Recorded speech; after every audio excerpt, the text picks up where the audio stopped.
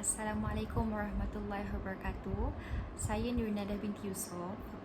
Pada kali ini saya ingin membentangkan tentang tafsiran produk yang telah saya hasilkan berdasarkan teori Fatman, iaitu untuk tugasan 3 PSVK 3233, iaitu asas membentuk dan membuat binaan dan mengenal kraft tradisional. Jadi saya daripada unit Bahasa Melayu 5, semester 3 ambilan Jun 2020, dan pensyarah penilai saya ialah Dr. Muhammad Zamani bin Muhammad Nur Peang.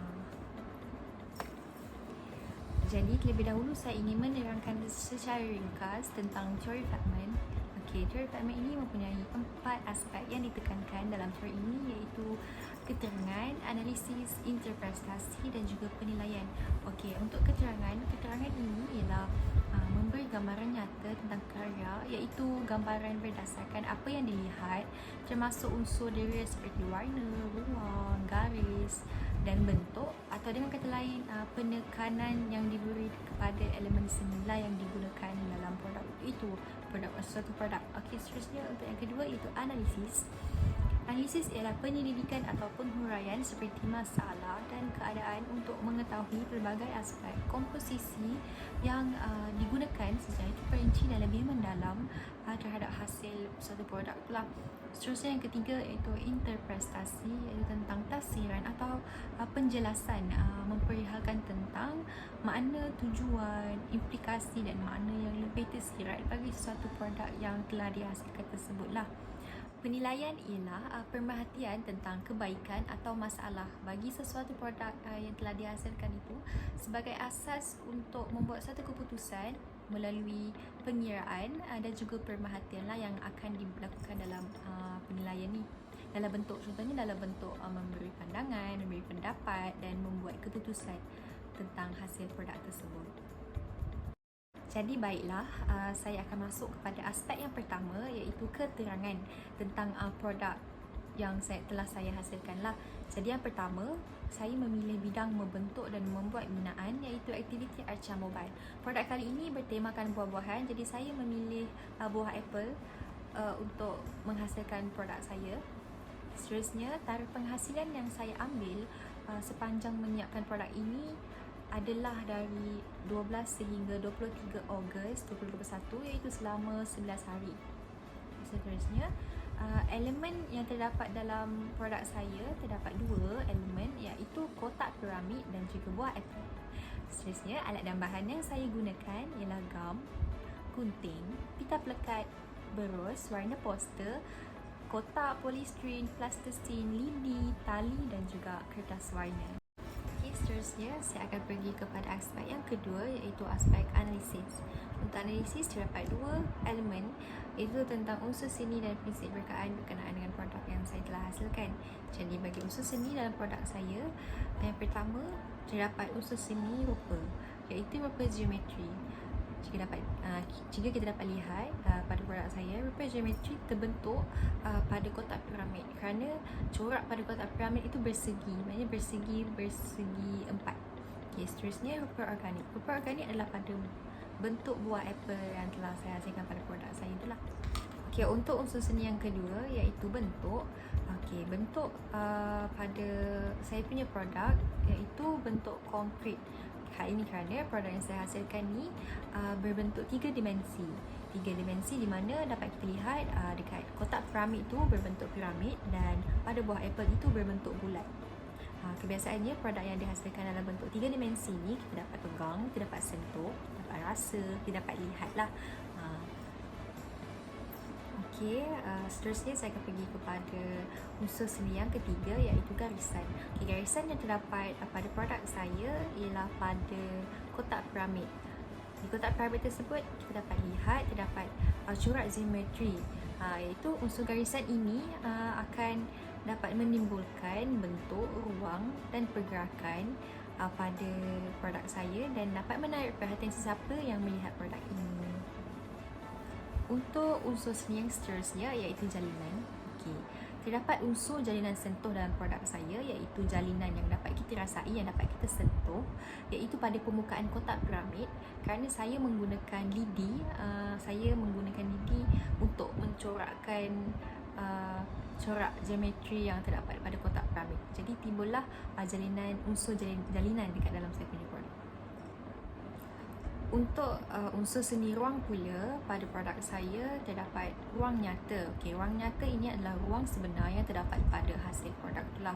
Dapat terlihat jarak antara buah apple dan buah apple. Itulah ruang nyata yang timbul, unsur ruang nyata yang timbul pada saya punya produk. Okey, hal ini kan dapat kita lihat dekat produk saya, ruang lebih terbuka dan luas antara jarak antara buah apple dengan buah apple dan permukaan kotak piramid dan sebagainya. Baiklah, untuk unsur seni yang terakhir iaitu unsur warna. Untuk warna dalam produk saya memilih warna harmoni kerana saya menggunakan warna yang seimbang dan sekeluarga. Jadi warna yang saya pilih ialah warna merah, iaitu warna panas. Kerana kebiasaannya memang buah apple kita nampak warna merah, dan dalam masa yang sama warna merah ni juga dia memberi kesan yang bertenaga, warna yang garang dan meriah. Jadi apabila saya menggunakan warna ini, ia akan menjadi satu tarikan kepada produk saya. Saya akan pergi kepada elemen yang kedua, iaitu prinsip rekaan. Okey, prinsip rekaan yang terdapat dalam produk saya, yang pertama iaitu prinsip harmoni. Kenapa saya kata prinsip harmoni? Kerana produk ini dihasilkan dengan sesuai dan seimbang. Contohnya dari segi warna, dari segi bentuk, semuanya seimbang dan sepadan dan tidak kontra. Dan dari segi pemilihan warna juga, saya memilih warna harmoni.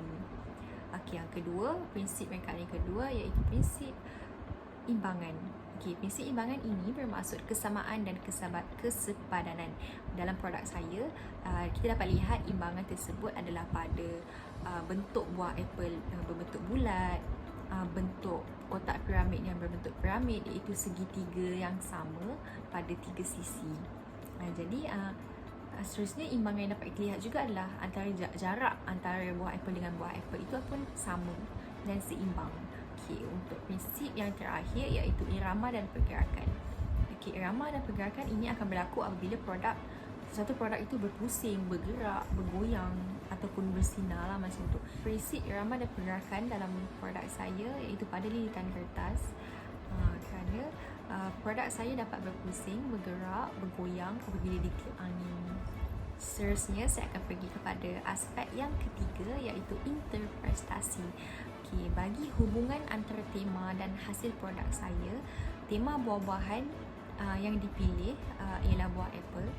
Jadi saya memberi tajuk produk saya iaitu pelangi apple. Okay, saya memilih pelangi sebagai tajuk berdasarkan produk saya adalah kerana saya menggunakan banyak unsur warna yang pelbagai seperti warna merah, warna oranye, hijau dan ungu dalam produk saya. Jadi saya memilih tajuk pelangi apple. Okey, seterusnya bagi makna di sebalik produk saya, makna tersirat yang ingin saya sampaikan tentang produk ialah tentang unsur warna yang meriah yang ditonjolkan dari segi pemilihan warna yang saya pilih iaitu warna merah, dan juga kontra warna iaitu warna hitam pada kotak piramid. Okey, prinsip irama dan pergerakan juga yang saya gunakan membawa maksud bebas iaitu produk bebas bergerak dan berpusing mengikut arah angin. Perasaan terhadap hasil produk saya berdasarkan tajuk produk iaitu pelangi apple dan juga makna tersirat yang telah saya jelaskan sebentar tadi, saya berharap produk ini dapat memberi impak, manfaat dan kesan kepada sesiapa yang melihat. Iaitu saya ingin menyampaikan bahawa manusia bebas bergerak dan membuat keputusan dalam kehidupan tanpa dikritik, seperti teori yang saya gunakan, itu teori Feynman. Edmund Burke Feynman berkata, kritikan boleh merosakkan reputasi seseorang walhal masih boleh diperkembang dan ditambah baik. Jadi pada produk saya, makna tersirat yang saya ingin sampaikan adalah manusia bebas bergerak dan teruskan berusaha dan jangan mudah berputus asa. Saya gembira kerana dapat menghasilkan produk ini. Yang terakhir, saya akan pergi kepada aspek yang keempat iaitu penilaian. Dalam penilaian ini, saya akan menjelaskan tentang kekuatan dan kelemahan produk saya. Jadi, saya akan pergi kepada kekuatan produk. Kekuatan produk saya yang pertama dapat menarik perhatian orang ramai kerana warna yang saya pilih iaitu warna terang, warna merah, dan terdapat pergerakan pada produk saya iaitu prinsip irama dan pergerakan yang telah saya jelaskan tadi lah. Okay, yang kedua, saya menggunakan bahan yang terpakai seperti kotak iaitu pada kotak dan lidi iaitu pada kotak piramid, dan juga tali dan plastisin. Okay, seterusnya kepelbagaian teknik yang saya gunakan iaitu seperti teknik cantuman, teknik catan iaitu pada buah apple, dan teknik picitan iaitu pada buah apple kecil yang saya gunakan plastisin. Seterusnya, saya akan pergi kepada kelemahan produk. Kelemahan produk saya, penggunaan bahan yang saya gunakan tidak dapat digunakan untuk jangka masa yang panjang kerana warna akan luntur, dan pudar.